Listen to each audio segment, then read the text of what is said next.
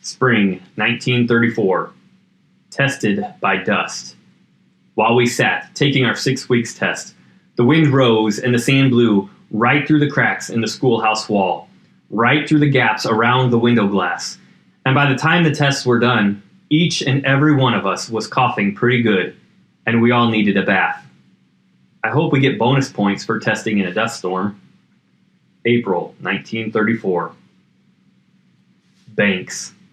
Ma says everything we lost when the banks closed because they didn't have enough cash to go around, all the money that's ours is coming back to us in full. Good. Now we have money for a doctor when the baby comes. April 1934. Beat wheat. County Agent Dewey had some pretty bad news.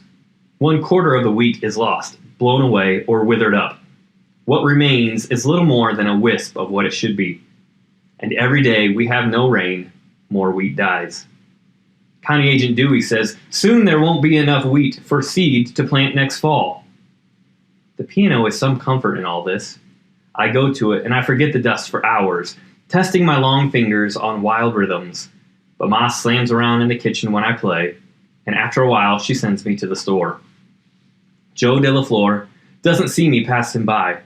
He rides his fences, dazed by dust. I wince at the sight of his rib-thin cattle, but he's not even seeing them. I look at Joe and know our future is drying up and blowing away with the dust. April 1934. Give up on wheat. Ma says, try putting in a pond, Bayard. We can fill it off the windmill. We've got a good well. Daddy grumbles. The water will seep back into the ground as fast as I can pump it, Paul. We'll dry up our well, and then we'll have nothing. Plant some other things then, Ma says. Try cotton, sorghum. If we plant the fields in different crops, maybe some will do better. Better than wheat. Daddy says, no, it has to be wheat. I've grown it before, I'll grow it again. But Ma says, can't you see what's happening, Bayard? The wheat's not meant to be here. And Daddy says, what about those apple trees of yours, Paul? You think they are? Nothing needs more to drink than those two. But you wouldn't hear of leveling your apples, would you? Ma is bittering. I can see it in her mouth. A pond would work, she says, sounding crusty and stubborn. And Daddy says, look at Paul, who's the farmer, you or me? Ma says, who pays the bills? No one right now, Daddy says. Ma starts to quake it, but she won't let Daddy see it. Instead, she goes out to the chickens, and her anger, simmering over like a pot in an empty kitchen, boils itself down doing chores. April 1934. What I don't know. My teacher, Miss Freeland, is singing at the shrine along with famous opera stars from all over the country in a play called Madame Butterfly. I've never heard of that play. Most everyone's heard of Madame Butterfly, Mad Dog says. How does that singing plowboy know something I don't? And how much more is out there most everyone else has heard of except me? April 1934. Apple blossoms.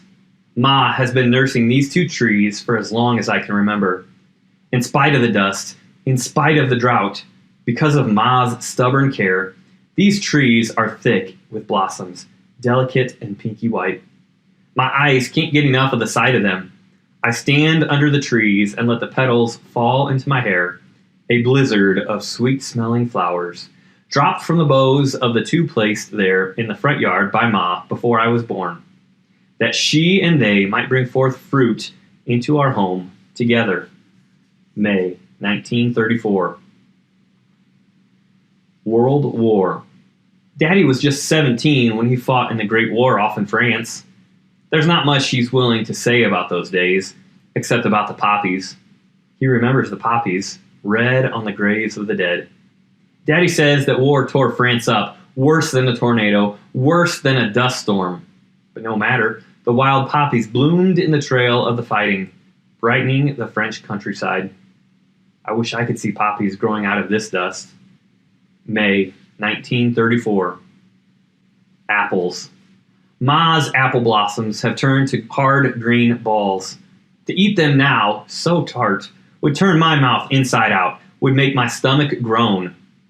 But in just a couple months, after the baby is born, those apples will be ready, and we'll make pies and sauce and pudding and dumplings and cake and cobbler and have just plain apples to take to school and slice with my pocket knife and eat one juicy piece at a time until my mouth is clean and fresh and my breath is nothing but apple.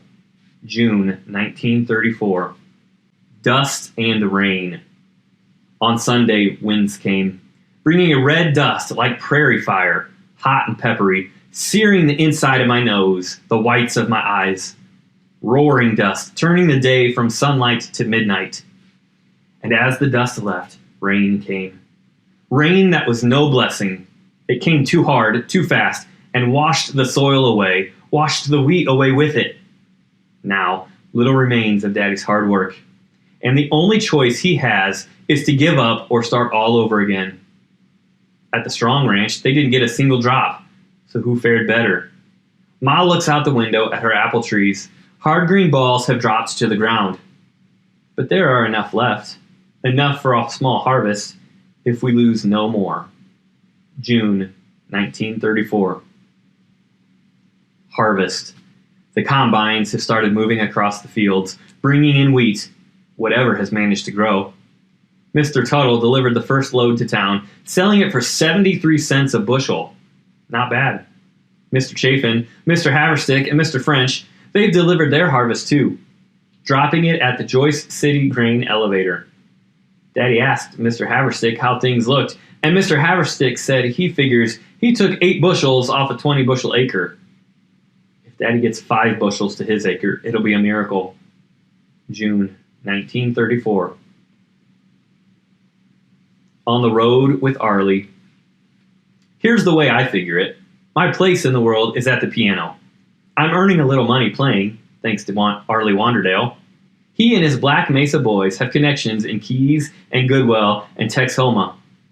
Every little crowd is grateful to hear a rag or two played on the piano by a long-legged, red-haired girl, even when the piano has a few keys soured by dust. At first, Ma crossed her arms against her chest and stared me down, hard-jawed and sharp, and said I couldn't go. But the money helped convince her, and the compliment from Arley and his wife, Vera, that they'd surely bring my Ma along to play too, if she wasn't so far gone with a baby coming. Ma said okay, but only for the summer, and only if she didn't hear me gripe how I was tired, or see me dragging my back end around, or have to call me twice upon a morning, or find my farm chores falling down, and only if Arley's wife, Vera, kept an eye on me. Arley says my piano playing is good. I play a set of songs with the word baby in the title, like My Baby Just Cares for Me and Walking My Baby Back Home. I picked those songs on purpose for Ma. And the folks that come to hear Arley's band, they like them fine. Arley pays in dimes. Ma's putting my earnings away, I don't know where, saving it to send me to school in a few years. The money doesn't matter much to me. I'd play for nothing. When I'm with Arley's boys, we forget the dust. We are flying down the road in Arley's car, singing, laying our voices on top of the beat Miller Rice plays on the back of Arley's seat. And sometimes Vera up front chirps crazy notes with no words, and the sounds she makes seem just about amazing. It's being part of all that, being part of Arley's crowd I like so much, being on the road, being somewhere new and interesting. We have a fine time. And they let me play piano, too. June 1934.